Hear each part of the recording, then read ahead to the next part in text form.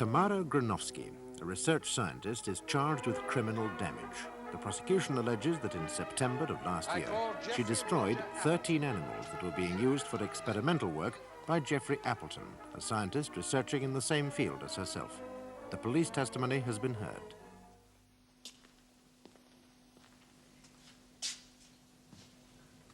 What is your religion? Agnostic, I will affirm. Raise your right hand and read aloud the words on this card. I do solemnly, sincerely, and truly declare and affirm that the evidence I shall give shall be the truth, the whole truth, and nothing but the truth. You are Geoffrey Roger Appleton of 67 Hope Road, Fulchester? Yes. Are you a postgraduate student at the Horowitz Memorial Laboratories? That's right. And you're a BSc in biochemistry, I believe. Yes. And until recently, you were working on a thesis in the Department of Molecular Biology. Yes. Was the subject of your thesis a study of radiation techniques in immunology? It was. And did some of the research entailed in the preparation of this thesis of yours involve subjecting live animals to controlled doses of radiation? It did. Now, immediately before the time with which we're concerned, how many of these animals were you working with? About 60, just over. Yes, and were you in the process of observing the effects that these doses of radiation had on the animals? These animals, Mr. Appleton, were they? Rats, my lord. Yes. Yes, I was in the process of observing the doses of radiation on the animals. On the 11th of July last, was there an accident in an adjoining laboratory? Yes. Now, would you tell his lordship and the jury about this, please? One of the laboratories on the same floor as the one in which I work is engaged in making viruses of various types for experimental work. There was an accident in the laboratory and a quantity of virus escaped into the air. What kind of virus was this? It was a cancer virus, MX07. You say it was a cancer virus? Mr. Yes. Yes. Now, these matters are unfamiliar to most of us. Will you explain what happens in these circumstances when a virus escapes? The building was evacuated, but it wasn't a particularly vigorous virus. There was little or no danger to humans from it. What effect did it have, however? It killed all my rats, except for 3. All except 3? Yes. And you've said that you were working with more than 60? Yes. I've got to admit the significance didn't strike me immediately. I suppose I was too upset by the death of my rats. When did it strike you that this was significant? The following week, in Paris, I had to attend a conference at the Sorbonne. An American biologist was reading a paper on mutations, and Miss Granovsky read a paper on her work, which I happened to hear. It was her work concerned with this same virus that you've just mentioned? Yes, MX07. How did it come about that it was the same virus? The Horowitz laboratories were making the virus and supplying it to the Blackwell Research Laboratories, which is where Miss Granovsky works. Yes, the Horowitz laboratories have been working with this virus previously themselves, my lord, but as a result of an agreement, about which we'll be hearing more later in the case, they'd ceased their work in favor of the Blackwell Research Laboratories, and they simply made the virus at the time that we're talking of. I see. Go on. You were telling us, Mr. Appleton, that Miss Granovsky mentioned something in the paper, which she read at the Paris conference, which set you on the path to appreciating the significance of the survival of those 3 rats in your laboratory. Yes. Well, can you tell us, without being too technical, what it was that she said? Yes, she was talking about the method by which she made a cell which was not malignant, but which contained a dormant virus in the cytoplasm into a cell which was malignant by activating the virus with radiation. Yes, well, I doubt whether we'll ever quite understand all that, but it was this open, public statement by Miss Granovsky which suggested the significance of your own work to you. Yes. While you were in Paris, did you meet and talk to Miss Granovsky? I spoke to her once. I was introduced by the American I mentioned. I spoke to her about a paper. I might have been a bit cruel about it, but there, you see. Did she tell you any more about her work? There's always a certain amount of social palaver at these conferences. I may have seen her more than once, but I only spoke to her once. Yes. But did she tell you any more about her work, except what you'd gathered from her paper? No, we didn't talk about it, except I told her I didn't think an awful lot of it. I thought some of the experimental details were rather sketchy. But did she divulge any secrets, confidences to you? No. On your return to England, what did you do? The 3 survivors were a mother and 2 young, a male and a female. I dissected the older female and took some tissue, which I examined and did tests with. And I concluded from these tests that the animal was resistant. The nucleus of the cell had not been entered, and therefore the animal was resistant to this virus. What was your reaction to this? Well, it was early days, but it was remarkable. Quite remarkable. Certainly Miss Granovsky had not come up with a cell that was resistant, let alone an animal that was resistant. When you say resistant, you mean resistant to cancer? To this particular cancer virus, yes. Are there many different cancer viruses? Oh, yes. I mean, one doesn't know, but one would suspect thousands. But I don't want to mislead you. This wasn't the cure for cancer. This wasn't the answer that everyone is searching for, far from it. But it might have contained the answer. It might have provided the handle whereby the answer could be discovered. Having established that this animal had been resistant, what did you do? Well, you realize I'd only got 2 animals left, so the first thing to do was to increase my stock. Did this take some time? Indeed. I bred from this brother and sister until I had 13 animals. I did tests on all the litters, and I found that the animals were all of the same resistant strain. Now, at this time, there was an agreement between the Horowitz laboratories where you were working and the Blackwell research laboratories where Miss Granovsky was working, whereby for certain concessions, the Horowitz would not engage in any research in this field. That is, the one in which you were becoming engaged. Now, were you aware of this agreement? Yes. Didn't you feel that you should not pursue your research because of it? No, the agreement was an old one. It had been in force for 3 years, and in the light of this discovery, it ceased to have any validity as far as I could see. During the course of your experiments, did you visit Miss Granovsky at the Blackwell Research Laboratories? Yes. Did you make this trip especially to see her? No, I was in London anyway. Well, why did you visit her? I had time on my hands, and I had it in mind to talk to her about my discovery. Did you talk to her about it? No. Why not? I found her manner very off-putting, and I was afraid she might refuse to cooperate and tell Hutton, and that would be that. He would stop the work. Yes, now you're referring to Sir Walter Hutton, who is the director of the Horowitz. Yes. So what did you talk about during this meeting? Scientific small talk, really. I asked her how her work was progressing. She muttered something about it being all right, and then we talked about the work of a mutual acquaintance at University College. When you asked how her work was progressing, did she tell you anything which might have been of value to you? No. Now, you see, Mr. Appleton, it might appear that you were cribbing her work. Anything she could have told me at this stage would have been precious little value to me. But if she didn't talk about it, how could you be sure? Because I was aware of her experiments. I'd read her paper, and I knew that I was some way past the stage that she had yet to reach. So if I understand you correctly, Mr. Appleton, you visited her with the intention of sharing your greater knowledge, but ended up merely by making scientific small talk. That is a way of putting it. Yes, go on. Not one that I would have chosen.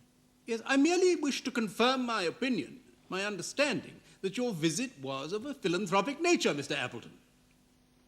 Do you think that there was anything in what you said or did during this visit that might have led Miss Granovsky to suppose that your purpose in being there was to spy on her work? I'm sure there wasn't. Now, sometime after your visit to Miss Granovsky in London, you invited her to look at your work, did you not? Yes, I did. Did she ask why you thought this work would interest her? Yes. And what did you tell her? I told her about the accident in the adjoining laboratory, and I told her that what I was going to show her was from one of the animals that had died from the release of this virus. Her virus, as she called it. She called it her virus? That's correct. In conversation, she had this habit of referring to it as my virus. I suppose Rather unkindly, we used to call it Granny's virus in the laboratory amongst ourselves. Well, did you think that since you were both now working on the same virus, it would be helpful to hear her comments on your work? Yes, I did. And so on September the 6th last, did Miss Granovsky come to Fulchester to see your work? Yes. Before you showed her the work, did you say anything to explain how you came to be doing it? Yes, I made it absolutely clear that the work was the result of an accident and there'd been no deliberate breach of the agreement between the two laboratories. And when you said that to her, what was her reply? That she was grateful for the opportunity to look at the work and that she accepted the explanation. What was her demeanor or her reaction to what she imagined you to be doing? She seemed almost indifferent. And did that attitude persist when she looked at the work? No, it changed completely. Will you tell us about that, please? Within 10 minutes of me starting to show her the work, I started by showing her the electron micrograph of one of the nuclear membranes of one of the resistant cells. She became extremely angry. She told me to stop. She told me she didn't want to see any more. She called me a snake in the grass. You say that she said she didn't want to see any more? Yes. It's one of those typical things, isn't it? No sooner had she said it than she was demanding to see what controls I'd used and so on. In other words, she said she didn't want to see any more, and then she demanded to see more. Absolutely. She insisted that my work was not conclusive, that my techniques were weak, but the one thing she never made any headway with was the basic conclusion of the work. But then again, she has that way that women have of ducking the unpleasant point at the moment of confrontation. What was the unpleasant point in this case, Mr. Appleton? That here was tissue that was resistant to her virus, something that in 6 years of work she had not been able to produce, and that any gentleman's agreement that existed between the two laboratories could not now prevent me from continuing with this work. Yeah, I see. Well, I think after hearing so many technicalities, Mr. Harvester, it would be better to adjourn now and resume after lunch.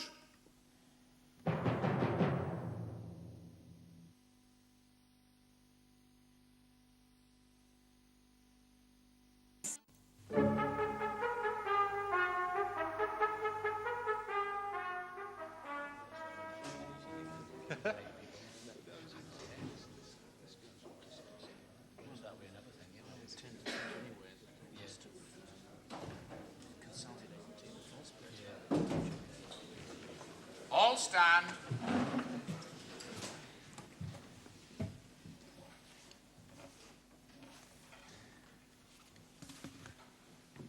My lord, I'd like to recall Geoffrey Appleton to the witness box. I would remind you that you are still on oath, Mr. Appleton. Ah, Mr. Appleton, during this part of the talk of yours with Miss Granovsky, where were you? In my room. This is just off the laboratory. Was Miss Granovsky behaving more calmly now? Yes. Was there any discussion about what course of action you'd take in the future? Yes. Tell us about that, please. She wanted all the work transferred to her. Tell the court in detail, please, what she wanted. She wanted all my experimental data, the rats of the resistant strain, transferred to her at the Blackwell Research Laboratory. But hadn't she said that the work you were doing was worthless? Yes. Did you not point out the paradox to her? No, I've got to admit that in the heat of the moment, the irony of her suggestion didn't strike me. What was your reply to the suggestion? Absolutely no, that's all. And was that the end of the interview? Yes, she went. Now, Mr. Appleton, I'd like to recap on some details that are rather important. First of all, when Miss Granovsky arrived at the Horowitz laboratory for this meeting, where did you and she meet? In the entrance hall. Were you there already before she arrived, or vice versa? I was there first. Now, in the entrance hall, there's a porter's lodge, is there not? And there's a porter, lodge keeper, what you will, whose job it is to direct people, visitors, and generally to see that things are all right. Yes, there is, yes. This gentleman will be appearing later, my lord. Tell me, the fact that you were waiting to meet Miss Gronowski meant that she didn't have to consult this lodge porter, did she? No, she came straight through the doors. I greeted her and took her straight down to the laboratory. Yes, I see. It's a small, but, as it will transpire, very important point. Now, part of your conversation, your interview with Miss Gronowski, took place in this room adjoining the laboratory. Yes. While you were in that room, did anyone else come in? Yes. Who? A student came in for the key for the irradiating unit. Ah, now, irradiating unit. Would you tell the court, please, what that is precisely? It's a piece of equipment I use in my research, which it is used to administer extremely controlled doses of radiation to animals. And is it a dangerous piece of equipment? It can be, yes. Is that why it has a key? Yes. Is access to the use of this machine restricted? Yes, to people whose work officially requires it.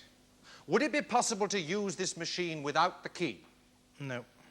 And was this the machine that was used, that was the instrument by which your rats perished?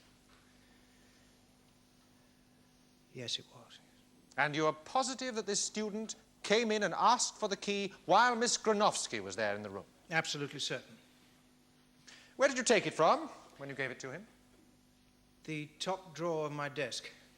And so Miss Gronowski had the opportunity to see where it was kept? Yes. Very well. The day after Miss Gronowski's visit, did Sir Walter Hutton ask to speak to you? Yes. And did you show him your work? Yes, I pointed out the importance of the discovery and asked him to allow me to continue with this work. When did you next speak to Miss Gronowski? 8 days later. Or did you telephone her? Yes. Would you tell the court, please, what was said? I told her that Sir Walter had spoken to me, and I told her what I'd said, but that I'd no intention of stopping my research. I explained carefully that I felt no moral obligation to discontinue, since our approaches to the problem were so different. I also asked her why she was so anxious for me to discontinue the work if she didn't think that I was a threat to her, that is, to her supremacy in this field. What did she reply to that? Nothing, really. She was abusive.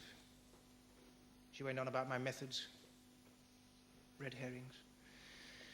She never actually answered a straightforward question with a straightforward answer. Would you say she was upset? Yes, very emotional. Did she say anything about what she intended to do? Yes, she said she was going to get the work stopped. What did you think she meant to do? I simply thought that she would try and get the agreement between the two laboratories rigidly enforced. That you didn't take it as a threat to my destroy lord, the animals? I object to this insinuation. Oh, no insinuation is intended, my lord. Quite the reverse. I simply seek to show that this witness did not fear a threat to... Yes. One might otherwise suspect or ask why some measures were not taken in order to protect the animals. Yes, precisely, my lord. Yes, go on. Thank you, my lord. To reiterate, Mr. Appleton, you did not take this as a threat. No. During the course of this telephone call, did you say anything that may have taunted her, may have offended her? I think I might have done. I said she was quite welcome to become my assistant. Now, did that not seem rather unkind, under the circumstances? I regret it. I was angry and overworked. Let us move on now to Wednesday, the 25th of September last. That's the day on which these rats were destroyed. What did you do during the morning of that day? I assisted Professor Bell with one of his lectures. He was demonstrating radiation techniques. Was it normal practice for you to assist Professor Bell on Wednesday mornings? Yes. Do you have a lecture timetable? Yes. Is it on display? Yes, in the room where I spoke to Miss Gronowski. When you returned from assisting Professor Bell, did you notice anything untoward with the animals? No. At what time did you return? After lunch, about 1:45. So what time did you notice that all was not as it should be? I came into the laboratory during the night. Why was that? It was another piece of research I was engaged on, my lord. It required that I made observations every 4 hours. What did you notice about the rats on this occasion? One of them appeared to be sickening. What did you do? Nothing at first. I was too busy with, well, what I'd come in to do, and then I noticed that the one I've mentioned and 2 others had not eaten their last feed. You notice anything else? Yes. What? They were not in their correct cages. They'd been swapped about. What did you do when you realized this? I took one of the animals, one of the ones that had not fed, and did a blood test on it. You did this immediately? Yes, it was a nuisance. I was in my pajamas. What was the result of this blood test? It showed that the animal had been subjected to an intense dose of radiation. What did it mean? That it would die. Did you test the other animals? Yes. Concentrate, Mr. Appleton. Speak up. Yes, all of them, all. What did you find? That they had all been subjected to similar doses of radiation. Yes, there's a report prepared by the police laboratories, which is agreed by the defense, my lord, which confirms what this witness is saying. How many rats were there at this stage, Mr. Appleton? 13, my lord. Did the results of the blood test show that they would all die? Yes. Just a minute. Was there no method of saving these animals? No. Was any attempt made to do so? There is no way. What did you do next? I checked the irradiating unit. It had been used. It had been used to administer doses of radiation corresponding to those which I found in the animals. Now, you've told us that you had the custody of this key. Yes. No. That was on the 6th of September. Am I not right, Mr. Harvesty? The witness has not said that he had the custody of this key at the time we've now reached. Indeed, I do apologize, I my did lord. indeed still have it on that day. Mr. Appleton, was there no college regulation regarding the custody of this key? Yes, the registrar normally kept it. Well, then how is it that you had it in your possession for such a long period of time? Laziness, my lord. I didn't bother to give it back when I should have done. Oh, I see. When you checked, was the key still where you'd left it? Yes. Had anyone asked for it during the course of the day? No. It's true, therefore, that whoever used the irradiating unit would have had to have known where to look for the key. Yes. Was there any sign that they'd had to search? I mean, was there a mess? No, they'd apparently gone straight to it. Yes. The jury will remember that the witness has told us that Miss Granovsky was in the room when the key was handed to a student. Yes. Do you think that the irradiation of these animals could have been an accident? No, there's a device on the unit which absolutely rules this out. Could it have been a malicious joke on the part of someone in the college? No. There is no one in the college who bears you sufficient ill will to do this thing. No. What happened to the animals? By 6 o'clock the following day, the last one had died. Did that mean the end of your work in this subject? Yes, it was the end of the resistant strain. There was no way of recreating it. So the death of these animals meant that you were no longer working in competition with Miss Granovsky. Yes, it did.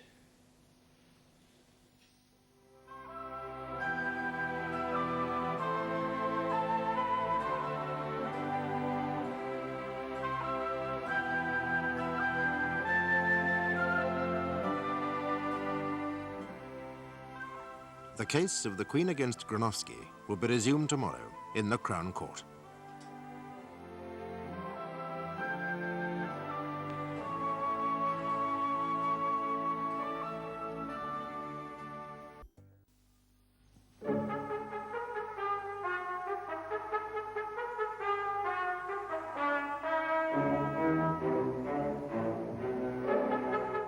Yesterday, Geoffrey Appleton told the court how he had found 13 rats that he had been using for experimental work on a cancer virus had been killed while he was absent from his laboratory.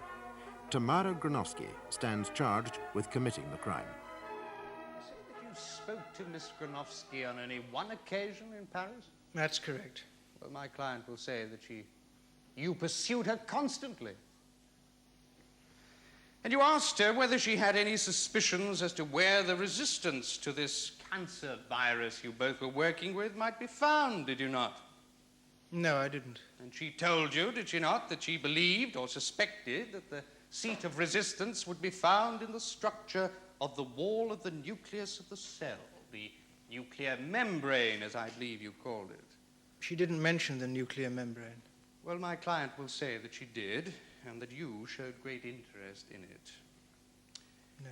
Now, Mr. Appleton, when you visited Miss Gronowski in London at the Blackwell Research Laboratories, you were specially asked to see some electron micrographs of the nuclear membrane that she had made in the course of her work. No, I saw nothing of her work in London. She will say that you did. She will say that you asked to see, showed particular interest in this one set of prints. It's simply not true. It is the case, is it not, Mr. Appleton, that since this was not, indeed is not, your field, you were continually forced to use Miss Gronowski's technical skill and hard work to take shortcuts with the work that Providence had placed in your hands? No. This was your reason for following Miss Gronowski from Paris to London and then inviting her up to Fulchester, wasn't it? I didn't follow her. I went to Paris, where Miss Gronowski happened to be. But why, Mr. Appleton, while you were there in Paris, did you not mention your discovery to her? Because the significance had not occurred to me. And why did you still make no mention of it when you visited her in London? I was under no obligation to do so. Oh, surely there is a code of ethics, Mr. Appleton, that requires you stop well short of pumping fellow scientists about their own work when you were secretly engaged in a similar study. That is not what I was doing. Well, does it surprise you when I tell you that that is how it appeared to Miss Gronowski when she visited you in London at your invitation? I had not been pumping her about her work. Well, does it surprise you that that is how it appeared to her? Yes, frankly, it does. Well, it may not surprise the jury. Well, the prosecution has made great play on the anger shown by Miss Gronowski when she saw your work. And it's been implied that this anger was a result of her realization that you had surpassed her in her own field. But the truth is that she felt betrayed and disgusted when she saw the way in which you had used her. Is that not so? If she felt that way, she was wrong. But what she saw, apart, of course, from this so-called resistant strain of wonder rats, what she saw was an almost exact replica of her own work, repeated by you under her unwitting tuition, wasn't it? No. Now, you told my friend that Miss Gronowski asked that the rats should be transferred to her laboratory for examination. For her to work with.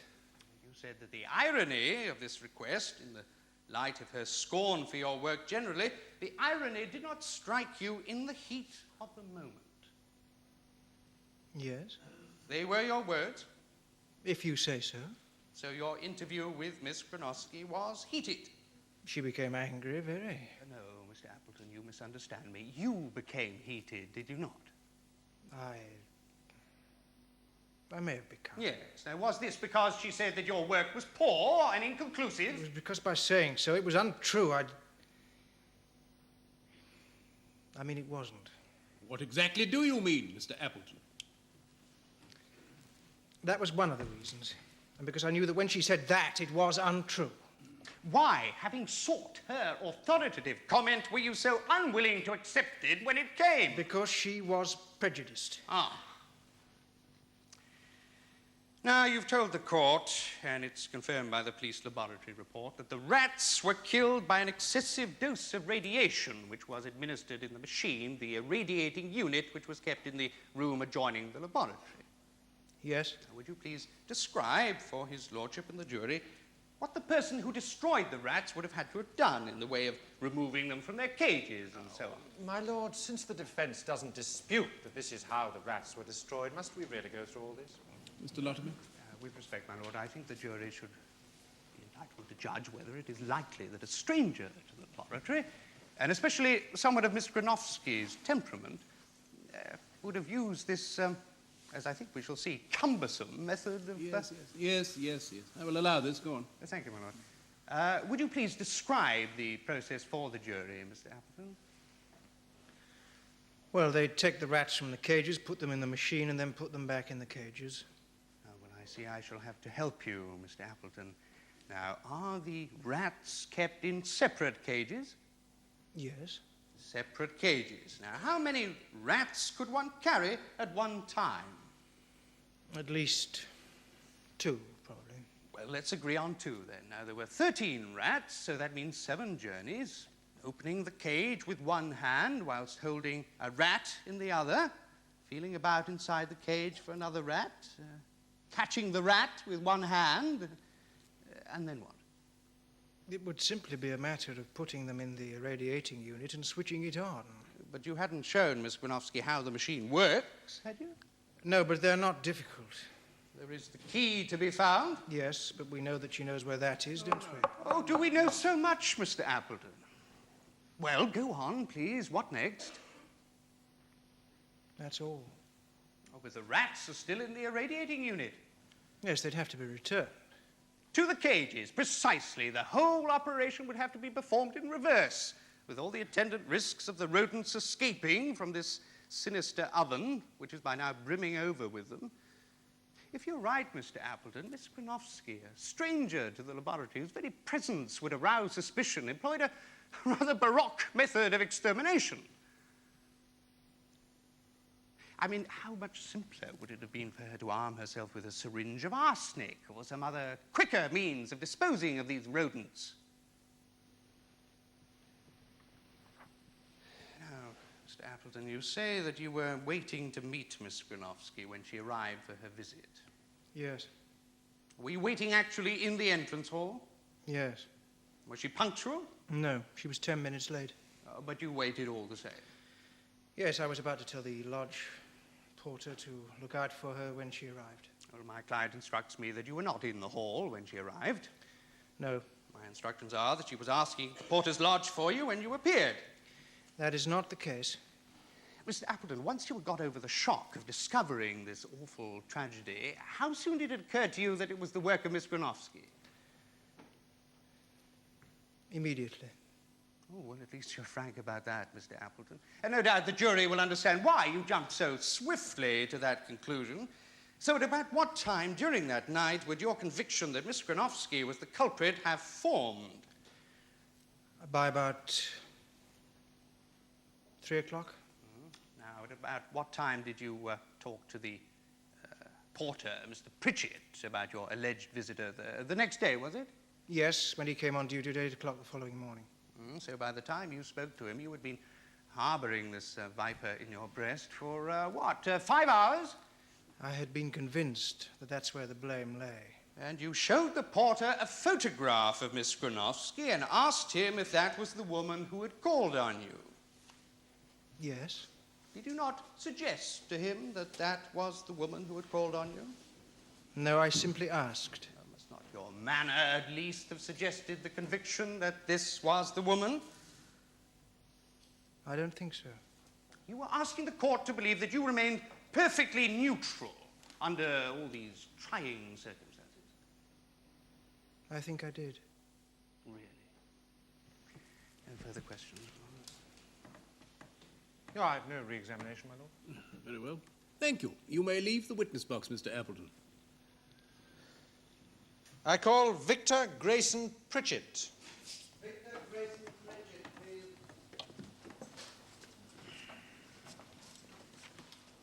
What is your religion? Church of England. Take the Bible in your right hand and read aloud the words on this card.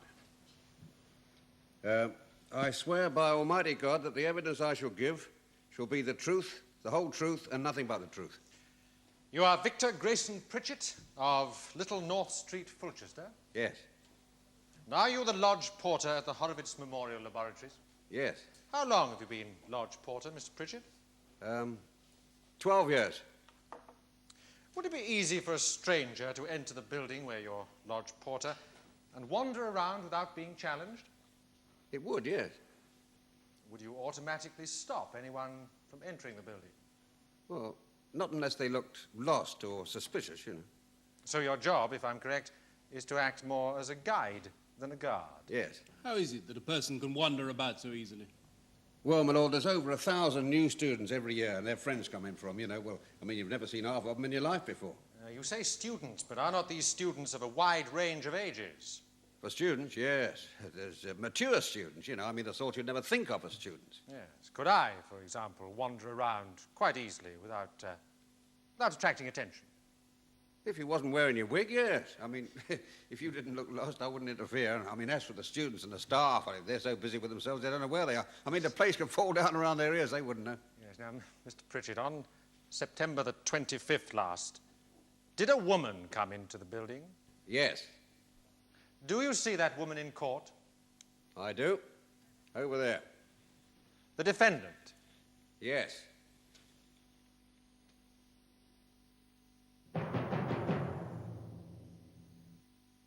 TV lawyers.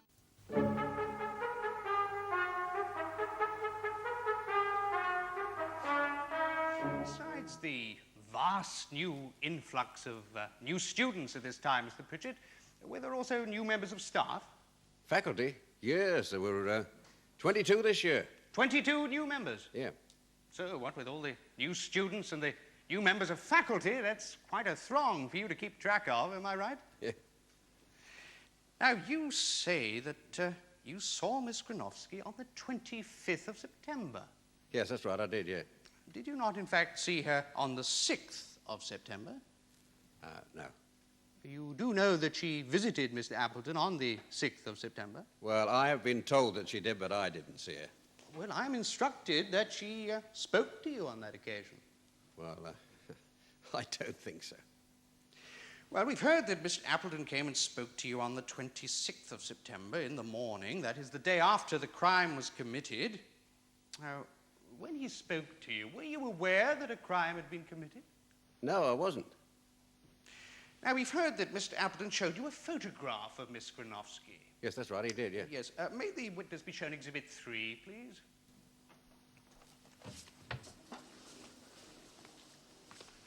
Was this the photograph that he showed you? Yes, that's right. Rather blurred image.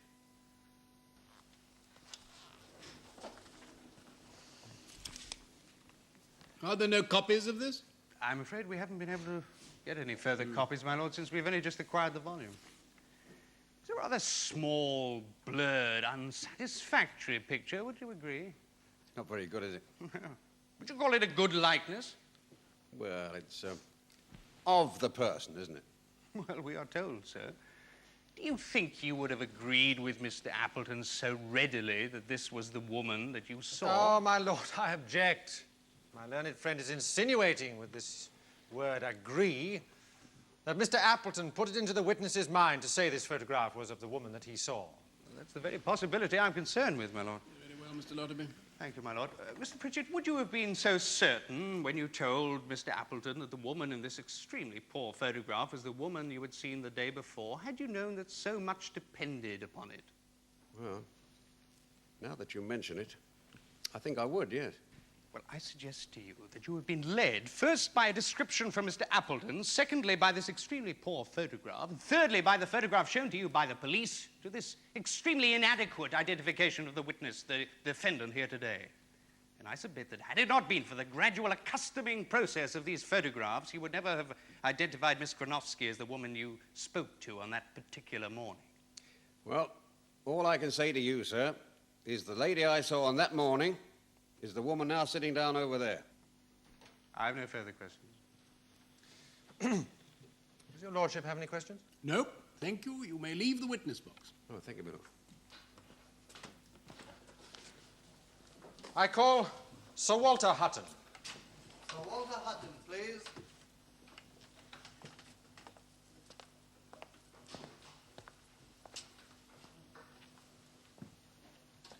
What is your religion? Church of England. Take the Bible in your right hand and read aloud the words on this card. I swear by Almighty God that the evidence I shall give shall be the truth, the whole truth, and nothing but the truth. You are Sir Walter Hutton of Grangewater, Little Heddon, Fulchester. Yes, And are you the director of the Horowitz Laboratories? that's right. Sir Walter, are you familiar with the details of this case? Yes, I am. When did you first hear that there was a dispute over this research? Gronowski came to my office. She asked to see me in my office on September the 6th in the late afternoon. I wonder, Sir Walter, if you'd mind speaking a little more towards his lordship and the jury so that they can hear you clearly. I'm sorry. She came to see me in my office in the late afternoon of September the 6th. And what did she say? She said, did I know that one of my research fellows was working on MX-07? I said that I knew that we were making MX-07, but I didn't think that anyone was working with it, on it. MX-07, now that's the virus on which Miss Granovsky was working. Yes. How did the conversation continue? Well, she then reminded me, which of course I knew already, that we had agreed that this area of research should be left to the Blackwell laboratory where she herself was working on it. And she told me she wanted our work on it stopped. What did you reply to this? Well, one doesn't like to be told what to do in one's own laboratory, but I was polite. I said that I would look into it and that I would get in touch with Douglas Wheeler at the Blackwell. Oh, now, Douglas Wheeler is the director there. Yes, he's my opposite number. Was it with him that you'd worked out this agreement in the first place? Yes, it was, but we must be quite clear about this agreement. It was an entirely unofficial arrangement between ourselves. There was no, not bound by any law or sacred oaths. No, or I understand. Was Miss Granovsky's manner aggressive towards you when she spoke? Yes, very. During the course of your interview, did she suggest that Appleton's work was worthless? No. Tell his lordship and the jury, would you please, what you thought of his work. It was really most interesting. Of course, the rats, this resistant strain, which has, alas, now perished, remarkable, it's quite remarkable. But what impressed me even more was the electron micrograph of the MXO virus, which was present in the cytoplasm, but had not entered the nucleus. Now, this virus, MX-07, it's a cancer virus, is it not? And as such, the work done on it constitutes just a part of the vast body of work at present being done on the causes of cancer. Yes, yes. Would you say that this was a particularly prestigious area of scientific research? Oh, yes, indeed. One on which an eminent career might be built? Yes. Would you say, from what you saw of Appleton's work, that it constituted a threat to Miss Granovsky and the laurels which she might have hoped for in the event of a successful conclusion to her work? All I will say is this, that it put another competitor in the field. Thank you, Sir Walter. I've no further questions, my lord. Sir Walter, help me if you will. Your post at the Horowitz Laboratory as director, what exactly does that entail? Administration. Yes. Are you in fact involved in any particular scientific work these days? No, not much. I do have the corner of a bench upstairs, but it's not really in the mainstream of research. No. No, quite so. Biochemistry progresses at a rate never before attained, doesn't it? I mean, I'm told that the biochemical yearbook occupies 4 feet on the library shelves every year these days. What you're getting at, young man, is that I'm no longer in touch with what's going on. You may be right. Well, Appleton's work was in quite a specialized field, wasn't it? Yes, but all the same, one does know when a colleague is on to something. But in this highly specialized... Oh, yes, you may be right. Yes. Miss Granovsky, however, now, would you accept that she is an expert in this field? Oh, yes, indeed. Oh, yes, I've read her works. Now, I'd like to deal with the agreement that existed between the two laboratories. Why did this agreement exist in the first place? Well, Wheeler and I decided that this competitiveness which was being generated was a bad thing, and the duplication of work, waste of resources. Yeah. Why was it that the Blackwell research laboratories got this area of work to themselves rather than the Horowitz? Largely because of Granovsky. Precisely, largely because of Miss Granovsky's, the enormous strides that she had made in this field. Yes. Now, in the light of that, do you find Miss Granovsky's anger in any way surprising when she found the agreement had been broken? I don't find her anger surprising. You wouldn't be surprised that the only source of this anger was that the agreement had been broken, and nothing to do with any fear that she might be being surpassed in her own field by Appleton. Yes, very probably, but I am not subscribing to the view that there was a sort of horse race going on. No, quite so. I mean, this sort of competitiveness is quite deplorable. Indeed. Now, when did you first hear that this alleged crime had been committed? At 4 o'clock in the morning, Appleton phoned me. I got up and went down to the laboratory. Did you get in touch with the police immediately? No. Why not? No, because it was all so inconclusive. I mean, nobody could tell what had happened to the rats. Didn't Appleton show you the blood tests he'd made?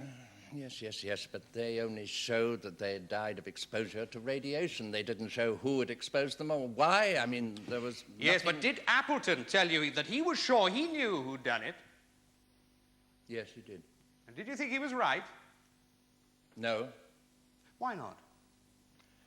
because I find it inconceivable that one scientist could do such a thing to another scientist. Yes. Do you still find that difficult to believe?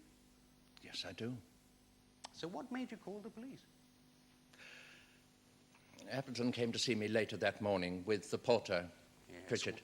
Would you agree, Sir Walter, that it was Appleton who was the prime mover in all the events that led to Miss Granovsky facing these charges?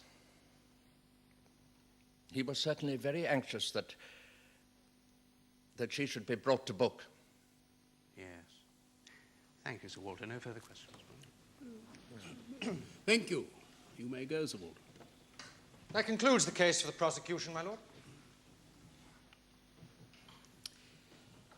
Yes, well now, Mr. Lotterby, would you like to open your case? Oh, well, I'm quite prepared to, my lord, if you don't wish to adjourn. No, well, plenty of time. Oh, very well, my lord. Well, I'll call the defendant, Miss Granovsky.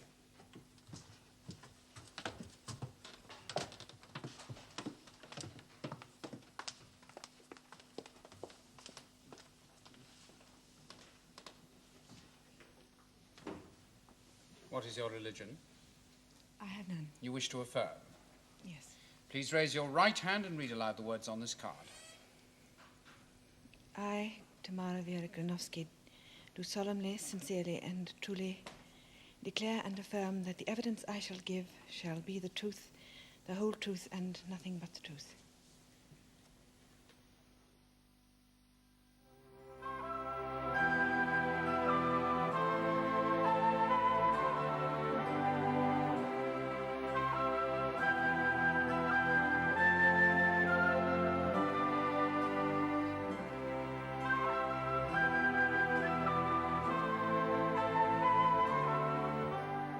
The case of the Queen against Granovsky will be concluded tomorrow in the Crown Court.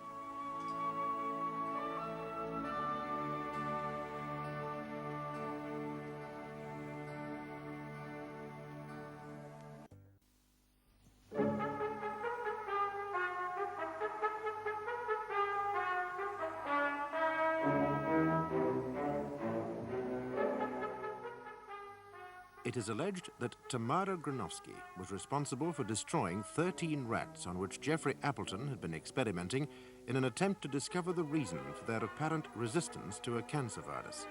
The defense has opened its case, and Granovsky is in the witness box. Miss Granovsky, when you met Jeffrey Appleton at the Sorbonne last year, did you get the feeling that he was going out of his way to speak to you? Yes, I did. Did it seem strange to you? Very strange. Did you not think perhaps that he was simply being friendly, possibly over-friendly? No. Can you tell the court why? You will, I'm sure, understand that it's quite difficult for me to separate what I felt at this time from what I feel in the light of what I know now. Yes, I'm sure everyone appreciates your difficulties, but try to recall what you thought at the time. He told me his research He was doing a thesis on immunology. Our fields barely overlap. We talked about radiation techniques, which I use quite a lot to activate viruses. He showed a quite extraordinary interest in my work, made some rather superficial observations about it. It was rather facetious. He said several things which showed his ignorance of the subject and covered these with a sort of facetious humour, I suppose you'd call it. Some of our chats became quite painful, such was the thinness of his knowledge. He liked to play a sort of game.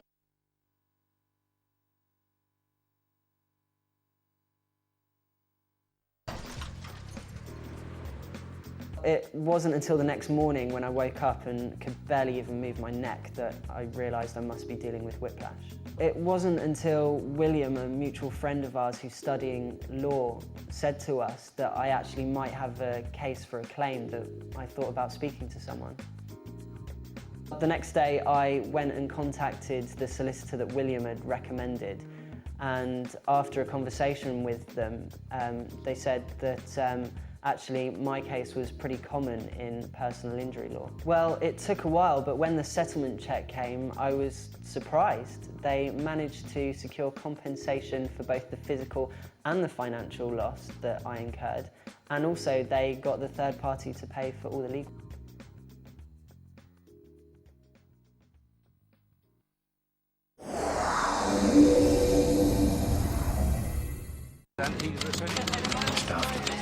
Adjourn. No.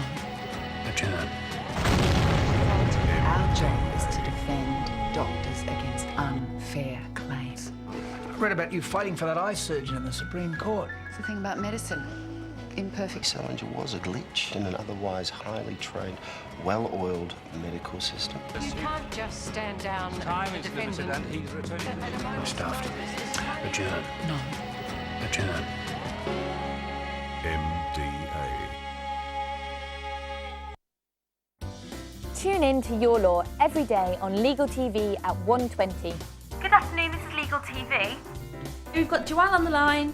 We've got Joanne on line 1. You can call us on 0906 302 0811 or you can send us an email at yourlaw@legaltv.co.uk.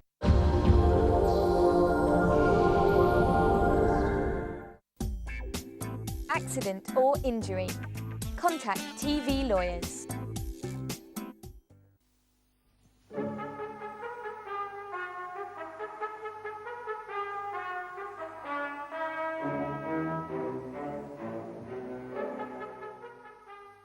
It is alleged that Tamara Granovsky was responsible for destroying 13 rats on which Jeffrey Appleton had been experimenting in an attempt to discover the reason for their apparent resistance to a cancer virus.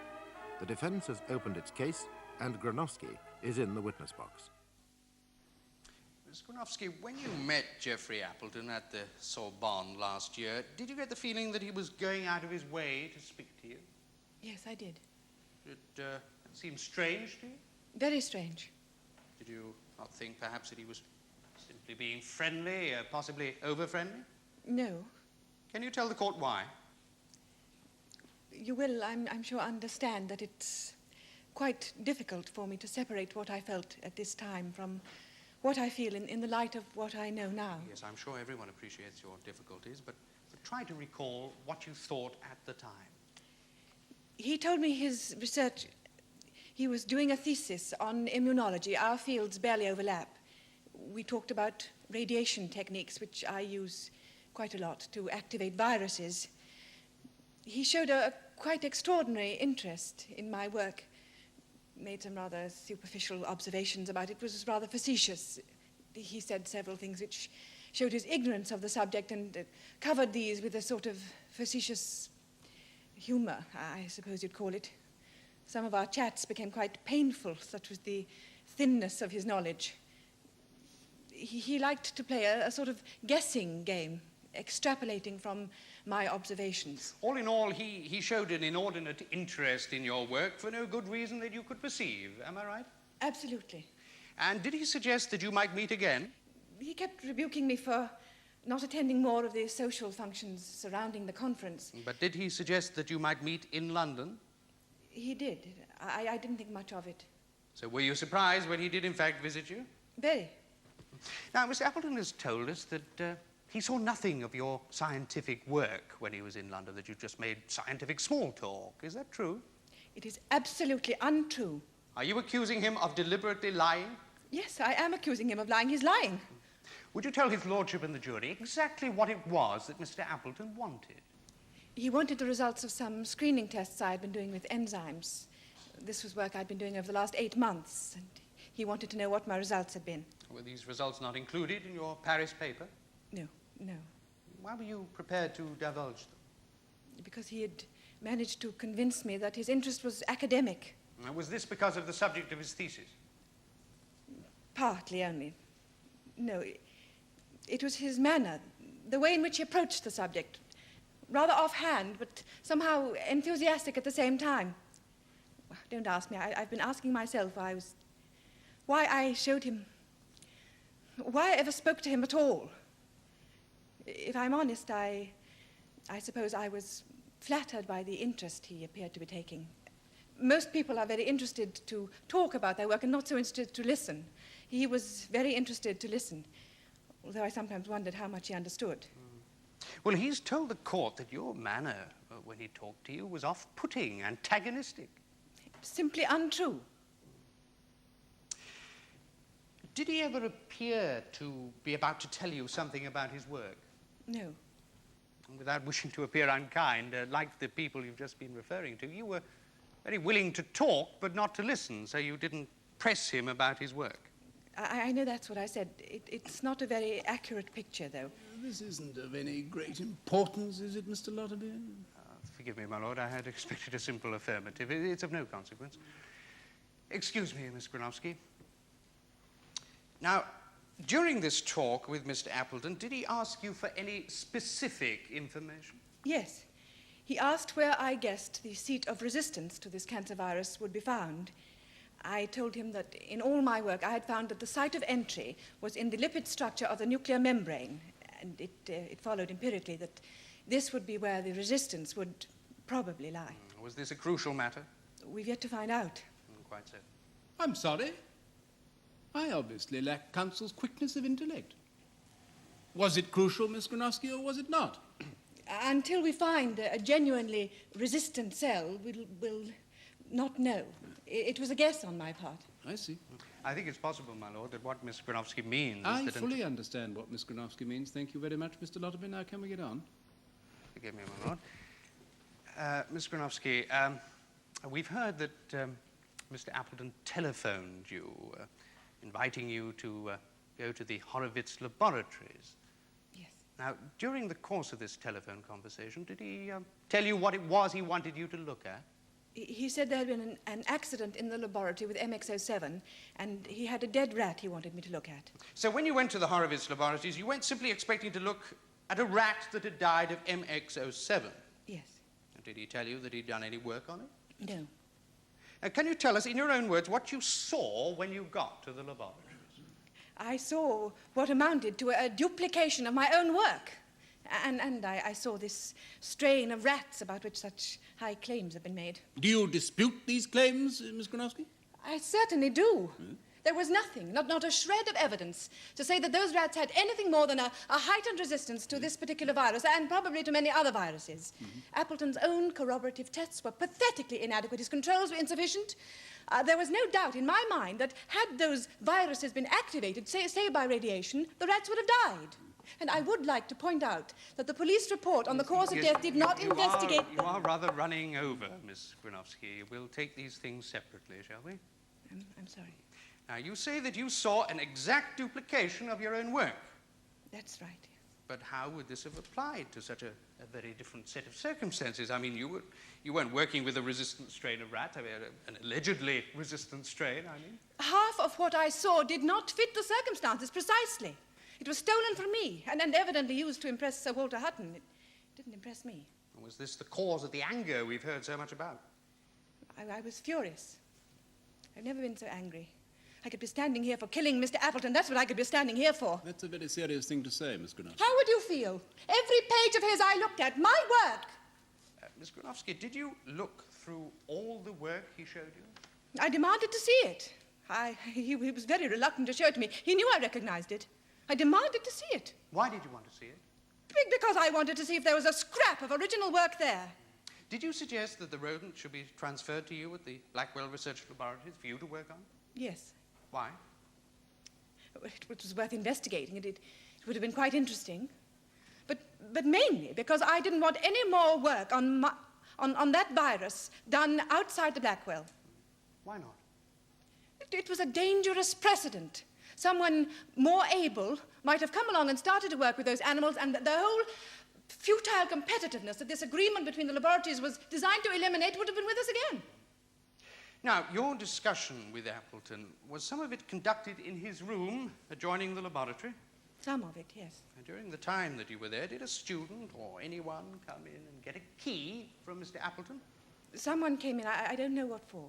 Did you see Appleton take a key from the top drawer of his desk and give it to this person? No. Someone came in. I paid no attention. I was looking at this stuff he calls his work. Now, this key is the key to the irradiating unit in which the animals were all killed. Now, what is your experience with such a key? Where is it normally kept? Either by one of the professors or by the registrar. So you wouldn't expect to find it in the desk of a research fellow? No. And did you know that Appleton had such a key in his desk? No. Before we leave this aspect of the case, I'd like to ask you about this report made by the Fulchester Police Laboratories on the cause of death of these rodents. My lord, I do object to this. This document's been agreed by defence. There seems to me to be no future in confusing the jury by inviting Miss Granovsky's comments on it. Doubtless, of course, they'll be very informed. Oh, I don't know. I think I'm rather interested to hear the witness's comments, and I shall rule as I think fit when the witness has had her say. Go on. Thank you. I would like to draw your attention and that of the jury to the conclusion of this report, where it says that it is apparent that these animals were subjected to a lethal dose of radiation and that this may have been the cause of death. It is great credit to the humility of whoever prepared this report, that may. I quite understand that I was not allowed to prepare the report, but there's not the slightest doubt in my mind that had I been able to do so, been allowed to do so, I would have found that those rats died not from radiation exposure, but as a result of an activation of the virus MX07. So much for Mr. Appleton's resistant strain.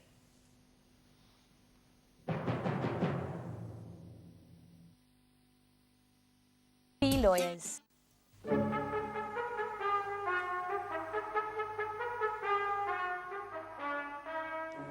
I would like to discuss your own work in a little more detail, Miss Granovsky. You've told the court that you were working with tissue cultures and single-cell cultures in the laboratory. Yes. This was live organic matter that you were working with, was it not? Yes. Where was it taken from? Recently killed animals. Did you prepare these cultures yourself? Either I or my assistant. And so you were used to handling animals in the laboratory? Yes. Good. Now, would it be true to say that your objective was to explain and understand the means by which this particular virus could subvert an animal cell and so cause it to become cancerous? Yes, that is a rough description of my aim. Forgive me if it's crudely expressed. Oh, not at all. I think someone has been instructing you. Indeed they have. Would it then be true to say that once you have an understanding of the way in which a virus subverts a cell, you'd then be in a better position to see means of blocking it? Yes. That's to say, making the cell resistant. Yes. But if I've understood correctly, you've not yet arrived at the understanding, let alone the method by which the virus might be blocked. Yes. I have understood correctly? Yes. Now I'm forced to use the bludgeon of simile. Is it not the case that, as in mountaineering, it's easier to descend from the summit than to ascend from the foothills? Do I make myself clear? Is it? Yes, you make yourself perfectly clear, but it isn't like mountaineering. Oh, no, as I'm well aware. But is it not easier, once you have the answer, to find out what makes the answer so? No, because unlike your mountaineering, you cannot possibly recognize the answer until you understand the problem first. And that is a very good description of Appleton's problem. Indeed, very well, but my point is this. Appleton found himself on one of the foothills, and he thought it was the mountain. Well, let's forget my possibly unfortunate analogy. My point is this. When you saw the cells taken from Appleton's specimens, wasn't that the first time you'd seen a resistant cell in all the 6 years that you'd been working in this subject? The cell was not resistant. The cell contained virus in the cytoplasm which had not invaded the nucleus. Am I right? It was a temporary condition. Have you one shred of evidence to support that claim? His tests were not thorough enough. Is there a shred of evidence that you know of that indicates that these cells were only temporarily immune? How could I have? I was not allowed access to the rats. Exactly. I suggest to you that when you saw those cells, you realized with understandable horror that here were the very organisms that you'd been hoping to produce through your own research. No. All right, even if, as you've so dramatically asserted, these cells would have proved not to have been resistant, had the creatures survived, of course. There was surely no way that you could tell that as you looked at them there in the laboratory, was there? Not by simply looking at them, no. No, and since you were denied access to them, both by Appleton and Sir Walter Hutton, there was in fact no way that you could support your claim that they were not resistant. Not without access to them, obviously. I based my assertion on probability. I know a considerable amount about this subject, and it is not probable that this strain was genuinely resistant. Oh, very well, very well. If you thought that this work was so worthless, why did you seek so strenuously to have Appleton thrown out of the laboratories? Because of his wholly unethical methods. Purely moral indignation. And anger. Ah. And fear, frustration? No. Some days after your visit to Fulchester, Appleton telephoned you, didn't he? Yes. Yes, you've told my learned friend that at this time your anger had evaporated, that you no longer cared particularly what happened to this strain of rats. That is true, yes. But Miss Skronowski, you've just said that at this time you couldn't tell whether they were genuinely resistant or not. How could you be indifferent? I've told you that I thought it improbable that they were, and so I ignored it. And do you ask this court to believe that when you heard that Appleton was going to continue with his work, this work that you tried so vigorously to have stopped, you accepted that indifferently? There was nothing more I could do. Oh, but there was, Miss Skronowski. I suggest to you that you weren't prepared to see 6 years of dedicated work go up in smoke without trying every possible means of preventing it. I did not kill the rats. Miss Skronowski, the witness, Mr. Pritchett, that's the door porter at the Horowitz, saw you and spoke to you on the morning of the crime. What do you say to that testimony? He's confusing the dates. He saw me when I visited Appleton on the date we're talking about, on the 6th of September. But 19 days separate those two dates. It is conceivable that Appleton had another visitor with dark hair, I suppose. Where were you on that morning, Miss Skronowski? In my study. No one saw you? No. No one telephoned you? No. It's not in the least surprising. I spend 50% of my time alone. And I only have a telephone at all because it was already in the flat when I took it. Miss Skronowski, I suggest to you that you did go to the Horowitz on that day to see Appleton. No, I didn't. Well, I'm not even asserting that you went there with any malicious intention. No, you simply went to see him, perhaps to discuss further this phenomenon with him. No. And that you asked Mr. Pritchett where you could find him. Mr. Pritchett told you he was in a lecture, and even at this point you had no idea of killing those animals. I did not come to Fulchester on that day. Well, no, you didn't come prepared with rat poison in your handbag. No, you simply came to talk, convince, investigate. For some perfectly lawful, even laudable reason. But when you heard that Mr. Appleton was out, you said you'd wait for him in his room. No. And it was there, in that empty laboratory. Empty, of course, except for those irritating, scratching rodents, perhaps now suffused with anger, disappointment, that you first entertained the idea of killing them. But you had nothing with which to do it until you remembered that student who'd come in for the key that time, the key to the machine, the irradiating unit. That's what really happened, isn't it, Miss Skronowski? No. You took the key and you took each rat. If you'd been interrupted, you could have said that you were, what, experimenting? trying to activate the virus with radiation? No, but you weren't disturbed. You placed each of the rats in the oven and you administered a dose of cobalt irradiation, more than sufficient to kill all those 13 rats. You replaced them in their cages, the wrong cages, as you didn't know their coding system, as Mr. Appleton did, and then you stole away, leaving them to their certain death. And with them died your fears of being surpassed, of losing the laurels which no doubt you richly deserve. It is a tragic loss, perhaps, but I had no part in it. I would no more interfere with the work of another scientist than... Yes, than what, Miss Granovsky? Than... I don't know anything. I just wouldn't do it. Indeed. That concludes the case for the defence, my lord. Yes. Thank you, my lord. Members of the jury, it's an undisputed fact that on the 25th of September last, 13 rodents with a very special value, because they were being used in research of the utmost importance, were destroyed at the Horowitz laboratories by someone. The only outstanding question is, who is that someone who destroyed them? You may think that the most compelling point in this case is that there's only one person who could have possibly had any motive to have done this shamelessly wanton act. The defense haven't been able to make any suggestion as to why anyone other than the accused should wish to do such a thing. Now, it's suggested that the accused knew that these rodents were in fact of no value, but they prove nothing, and therefore it's absurd that she should have bothered to kill them.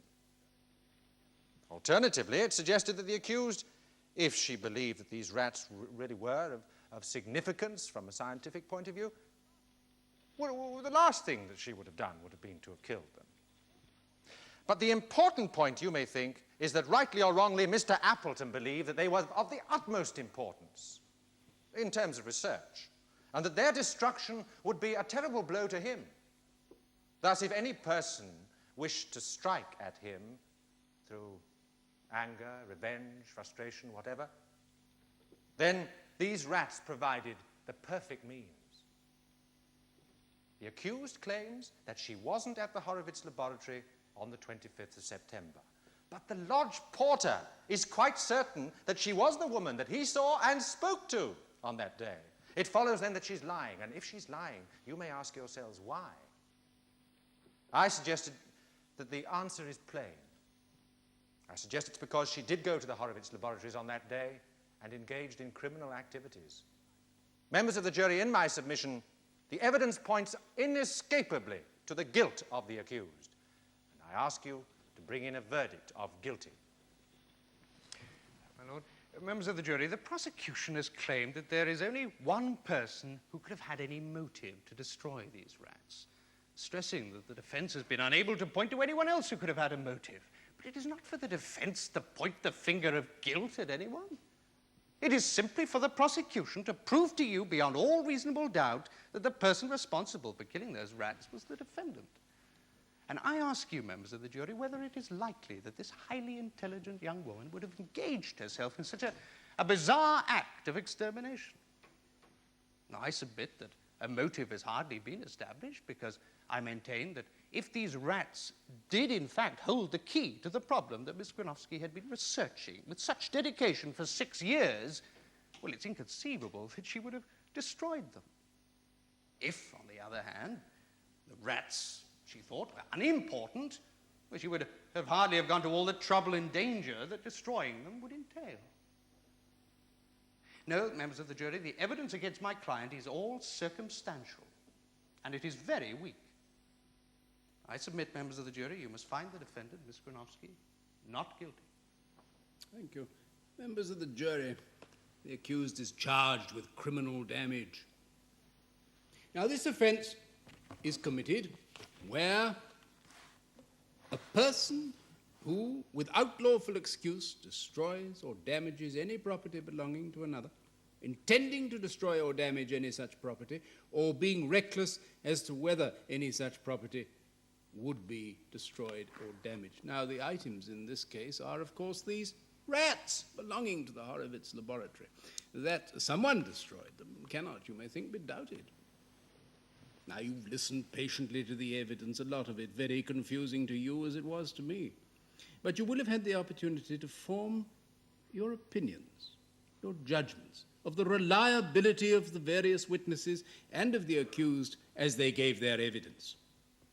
You may wish to consider the evidence of the key to the irradiating machine and the allegation that the accused knew of its whereabouts. At the same time, you may wish to consider the evidence of the generally lax security arrangements at the Horowitz laboratories. As learned counsel for the defense has rightly pointed out, the accused need prove nothing. The burden lies on the prosecution to show, to your entire satisfaction, that the accused did what is alleged. Will you now please retire and consider your verdict?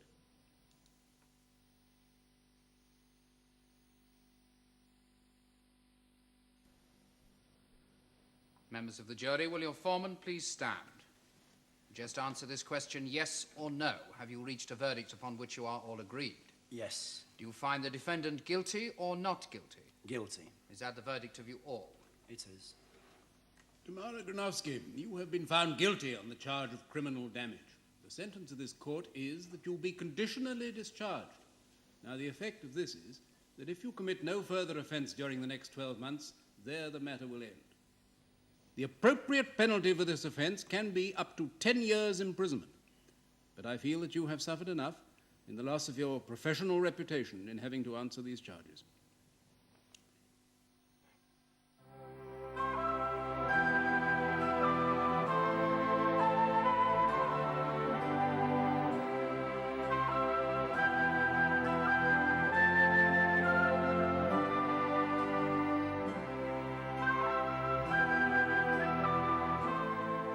You can join another jury and assess the facts when our cameras return to bring you a leading case from the Crown Court.